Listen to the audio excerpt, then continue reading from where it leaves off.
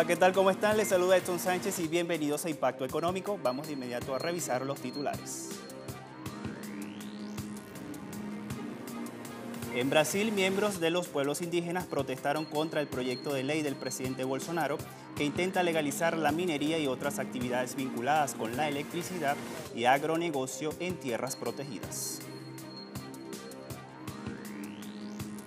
En contexto, vamos a revisar la deuda externa de Argentina a propósito de una delegación del Fondo Monetario Internacional que arribó a este país este miércoles para negociar el pago de dicho endeudamiento, que es cuestionado por sectores sociales que piden prioridad a la alimentación.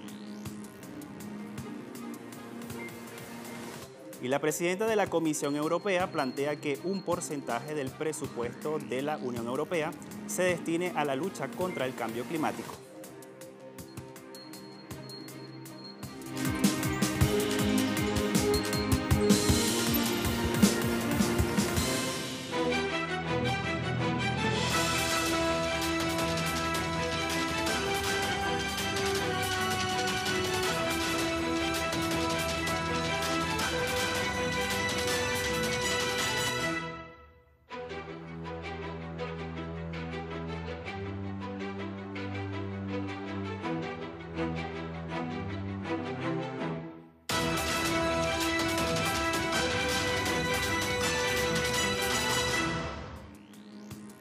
Comenzamos con esta información y es que miembros de los pueblos indígenas en Brasil rechazaron el proyecto de ley presentado por el mandatario Jair Bolsonaro que permite que la minería comercial en tierras protegidas. Los pueblos originarios entregaron una carta al presidente de la Cámara de los Diputados, Rodrigo Maia, en la que expresaron su repudio al proyecto y solicitaron su ayuda para frenar este avance.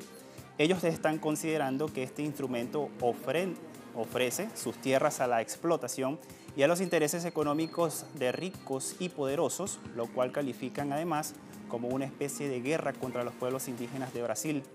El proyecto estipula que los pueblos indígenas no tengan poder de veto sobre los proyectos de minería o generación hidroeléctrica en sus reservas, pero sí acceso a la indemnización y tendrán participación en las ganancias.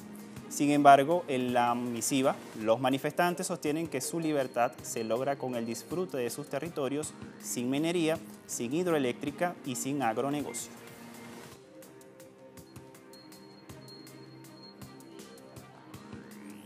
El gobierno de Costa Rica enviará su primera exportación de carne de cerdo a la República Popular de China. Se trata de un primer contenedor con 24 toneladas de proteína animal y partirá el viernes 14 de febrero. El envío de carne de cerdo está a cargo de la empresa Carne Zamora. Es el primer envío que se realiza a un país centroamericano, a China. La travesía hasta la provincia china de Guangdong tardará unos 35 días. La exportación de cerdo se logró luego de haberse aprobado un proceso de negociación e inspección sanitario y veterinario que comenzó en el año 2013. Para el transcurso de 2020, Costa Rica tiene previsto explorar unas 3.000 toneladas de carne de cerdo al gigante asiático.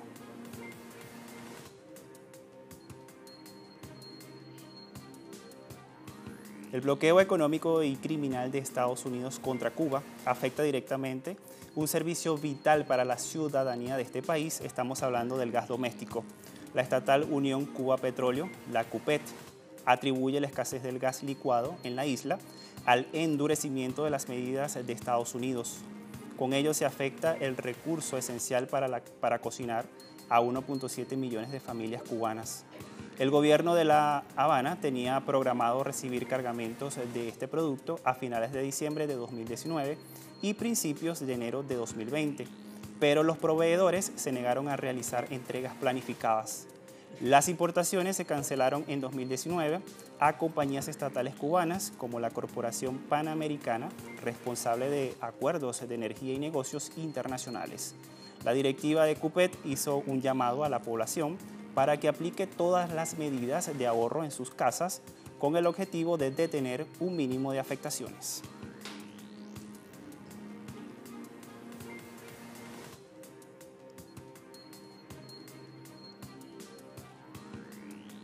Los casos de corrupción de la constructora brasileña Odebrecht están llegando a México.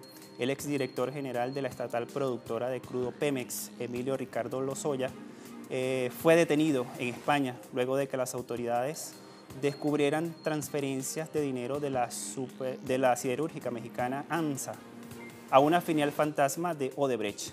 Esta a su vez hizo llegar los recursos a cuentas de Emilio Lozoya y a sus familiares también, a través de transacciones incluidas operaciones inmobiliarias. El exfuncionario fue jefe de Pemex durante el mandato de Enrique Peña Nieto. Las transacciones habrían comenzado días después de que Pemex compró en 2014 una planta de fertilizantes a AMSA por 500 millones cuando estaban valuadas en 10% de ese costo.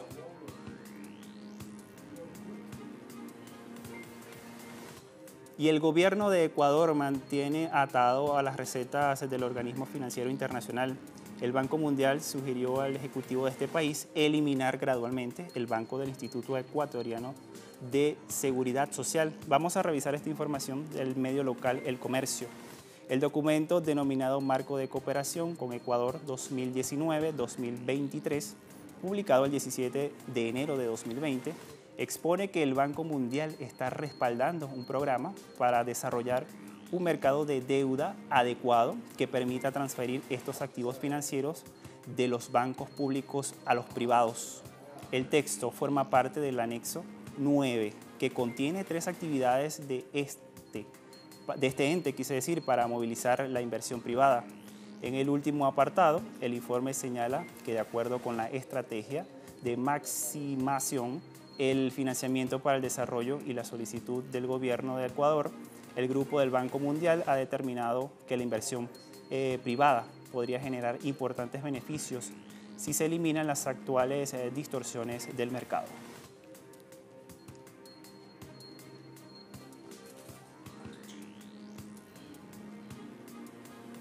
Es tiempo de establecer nuestra primera pausa. Al regreso les contamos más de Argentina. No se aparte, volvemos enseguida.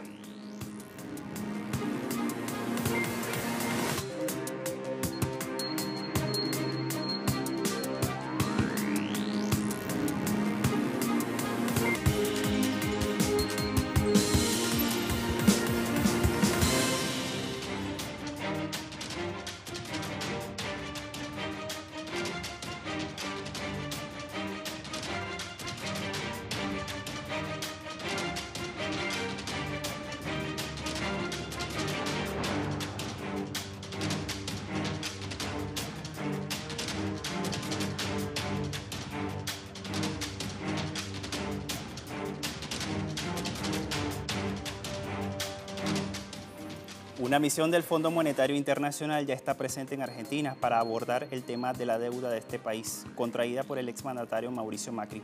Miembros del actual ejecutivo del presidente Alberto Fernández han sostenido que el endeudamiento es ilegal y por otra parte la ciudadanía está reclamando más atención social y a pagar el crédito del Fondo Monetario Internacional.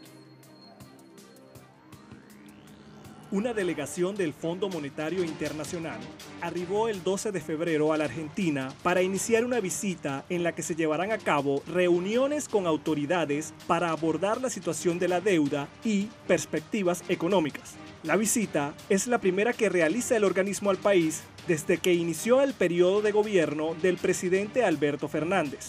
La misión estará encabezada por la directora adjunta del Departamento del Hemisferio Occidental, Juliette Cossack, y el jefe de la misión para Argentina. La visita se extenderá hasta el 19 de febrero y por Argentina estarán presentes miembros del Ministerio de Economía, del Banco Central y otras instituciones económicas gubernamentales. Hasta el 31 de diciembre de 2019, la deuda pública argentina era de 323.177 millones de dólares, cuando en 2015 llegaba a 240.000 millones de dólares. En 2018, una depreciación del peso generó fuertes desequilibrios en la economía del país y llevó al gobierno de Cambiemos a pedir un préstamo al FMI por 56.300 millones de dólares, de los cuales desembolsó 44.000 millones. En la parte final de la visita del FMI a la Argentina, se tiene previsto que el organismo emita un comunicado sobre los resultados. Y los esfuerzos del gobierno argentino para saldar esta deuda externa de Argentina no se detienen. El pasado martes el Ejecutivo postergó un bono que vencía este mismo jueves. El Ministerio de Economía de Argentina, a través de un comunicado, anunció el 11 de febrero que posterga hasta septiembre el pago de capital de un bono dual conocido como AFP 20, emitido bajo la legislación nacional el 13 de julio de 2018 durante el gobierno del expresidente Mauricio Macri. El monto del bono asciende a un total de 95.000 millones de pesos, con el atractivo de que sus pagos estuviesen atados a la evolución del tipo de cambio. Sin embargo, la cartera ministerial aseguró que continuará honrando los intereses del referido bono. Asimismo, señala que el bono AFP fue emitido bajo el contexto de lo que ya era una profunda crisis económica, cambiaria y de deuda en la era Macri.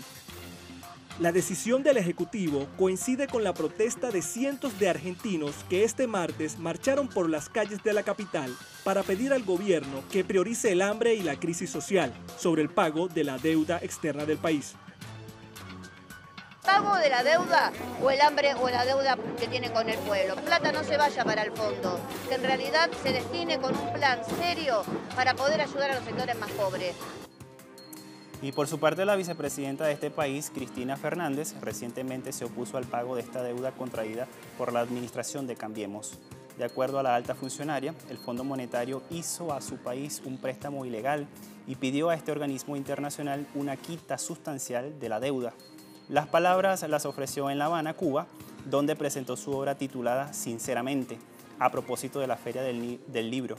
El presidente Alberto Fernández renunció a los tramos pendientes del crédito stand-by por 56.300 millones de dólares y busca cerrar la negociación con los acreedores antes del 31 de marzo, fecha a partir de la cual este país deberá afrontar fuertes vencimientos.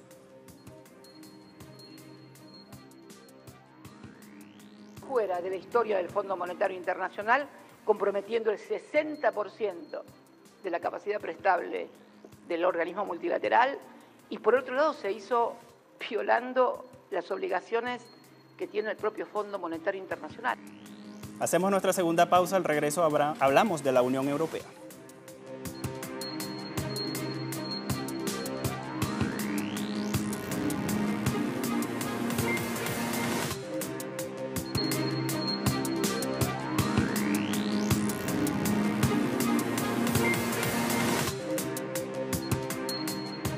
La presidenta de la Comisión Europea, Ursula von der Leyen, quiere que el 25% del presupuesto de la Unión Europea se destine a la lucha contra el cambio climático. En este contexto, von der Leyen dijo que si no se reservan los fondos necesarios, las regiones y los trabajadores del bloque comunitario estarán más expuestos a las consecuencias de la aplicación de estos cambios. Y en este sentido, acotó que la Unión Europea fracasará en el objetivo de lograr una Europa neutra en carbono para 2050. Su advertencia fue emitida una semana antes de una cumbre extraordinaria de la Unión Europea que se realizó en Bruselas, convocada para tratar de encontrar un consenso sobre el presupuesto de 7 años del bloque, conocido como Marco Financiero Plurianual, la MFP para el periodo 2021-2027. La funcionaria europea señaló que el déficit del Brexit sería de alrededor de 75.000 millones de euros durante el lapso de los venideros 7 años. Esto debido a que el Reino Unido ya no pertenece a la Unión Europea.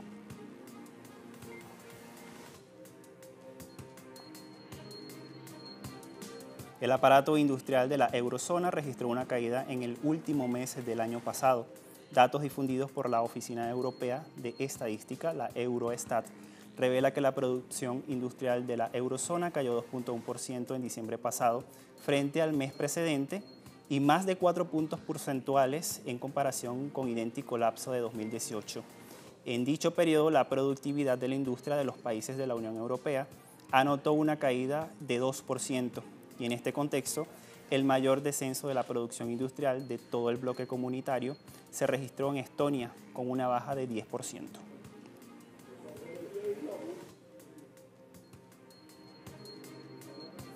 El presidente de Portugal, Marcelo Rebelo de Sousa, visitará la India el próximo 13 de febrero. La visita de Estado que realizará el mandatario portugués durante 4 días fue por invitación de su homólogo indio Ram Nath Kovind. Asimismo, se trata de la primera visita de Sousa a la India. Las relaciones entre Nueva Delhi y Lisboa cobraron dinamismo en los últimos años. Los recientes intercambios políticos del alto nivel incluyen la visita del primer ministro Antonio Costa a la India en diciembre del año pasado y su homólogo indio Narendra Modi a Portugal en junio de 2017. Ambos países mantienen una cooperación activa y creciente en el ámbito de la economía y los negocios, la ciencia, la cultura y también la educación.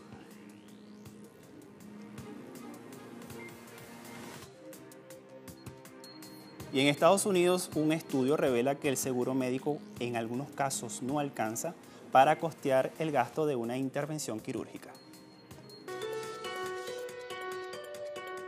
Un estudio publicado en la revista médica estadounidense JAMA revela que 1 de cada 5 pacientes en Estados Unidos recibe una factura sorpresa de un monto promedio de $2.000 después de ser operado en un hospital, pese a tener seguro médico. En ese contexto, el estudio del medio involucra a 350.000 pacientes que se han sometido a 7 intervenciones relativamente comunes. La aseguradora de estos pacientes proporcionó a los investigadores las cantidades facturadas por los médicos y hospitales concernidos. En todos los casos, el médico o el hospital estaban en la red cubierta por la aseguradora, pero el 20% de las intervenciones quirúrgicas generó una factura de un especialista o del personal de enfermería fuera de la red. Por ejemplo, un anestesiólogo que no sería un empleado del hospital, sino un proveedor y que no tiene un acuerdo de tarifas con la aseguradora. En este caso, el anestesiólogo factura sus servicios al precio que considera apropiado y la aseguradora reembolsa solo lo que estima razonable y la diferencia entre las dos cantidades se le cobra al paciente, un saldo conocido como factura sorpresa.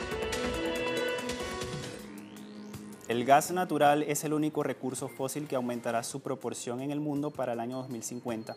Esta información la titula así Sputnik, que ven en referencia en sus pantallas.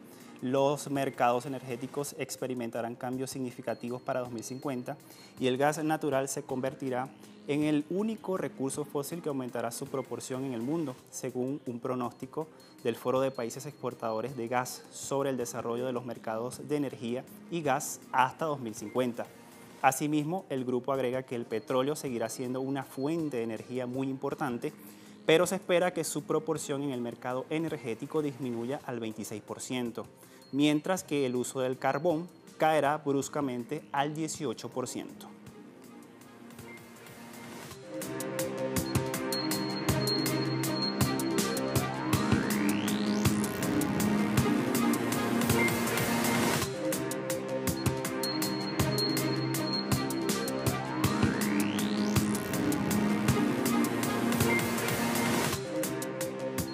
Momento de revisar los indicadores petroleros al cierre de la jornada de este miércoles. El barril de petróleo intermedio de Texas, WTI, marca $51.76 el barril, al alza con 3.47%.